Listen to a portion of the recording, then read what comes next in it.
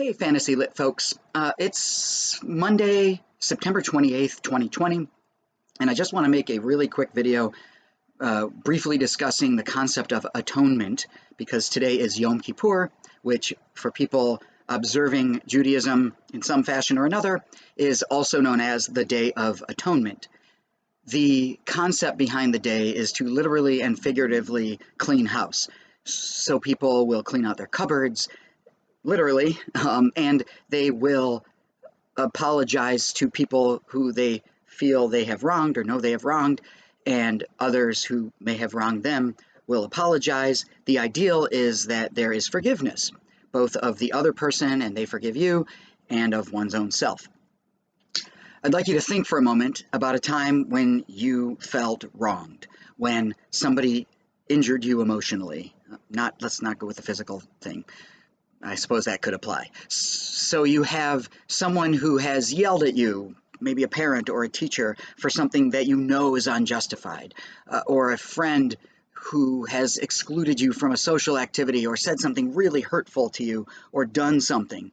And just take a moment to remember that. I know this is terrible to ask you to do, but take a moment to remember that hurt, that feeling of emotional pain.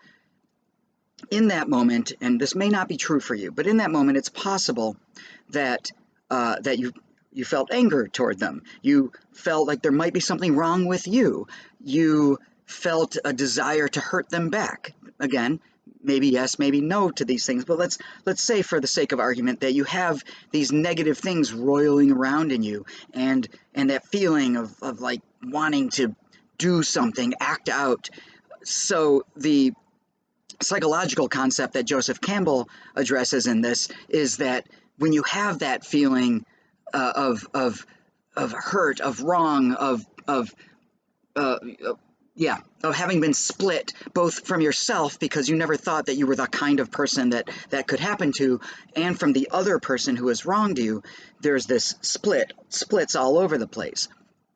And the process of forgiveness, of asking for forgiveness and being forgiven genuinely, is one that takes all those splits and pulls you back together into one. So the pun in the name, not the etymological root of atonement, is splitting it into two words and a suffix, at one meant, meaning it's the process of at oneing or becoming at one. And so if you can imagine that person who wronged you looks you in the eyes and says, wow, now that you've explained your view, I really understand the injustice that I've perpetrated, the hurt that I've caused. I feel it as much as I can in the way you feel it, and I am so sorry for having hurt you.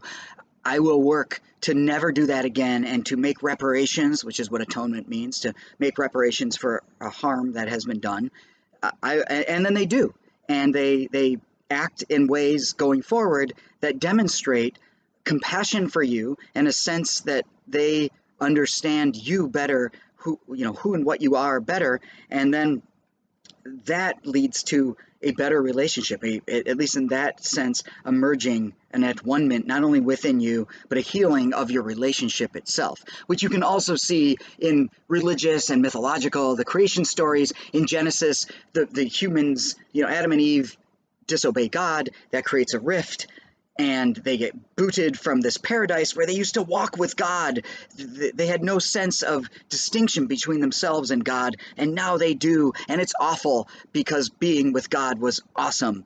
And so then the Christian theology gives all, like, depending on what sect branch of Christianity, you have different means of getting back to that, of at one-ment with God.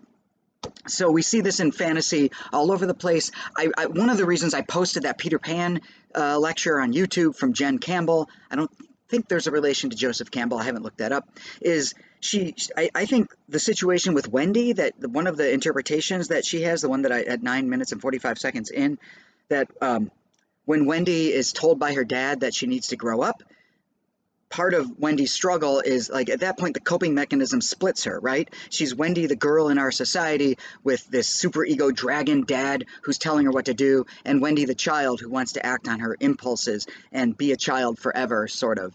And so Peter Pan is that part of Wendy that wants to be a child, can forget that there is even a grown-up world and can exist with these lost children who Peter Pan, this part of Wendy, takes and keeps in Neverland, meaning you'll never land in the adult world.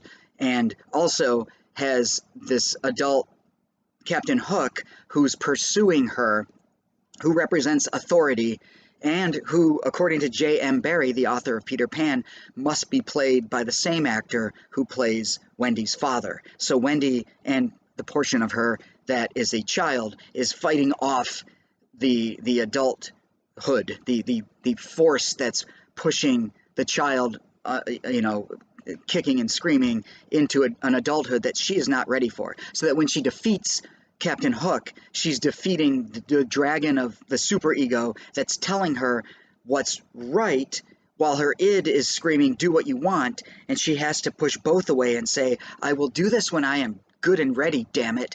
Both of you stay away. I am good even though I want to be a child, and I am still good no matter how bad the adults in my life tell me I am for not wanting to move into adulthood, motherhood, whateverhood.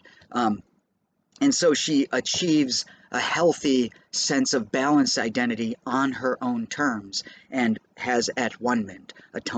She can face the feeling of injury at her by her father and the feeling of guilt toward rejecting her father by pushing both away, fighting them off, and moving into and this is another sort of tangential thing to the Yom Kippur element of it, she moves into the realm of the ticking clock that goes after adults on her own terms. So I love that story.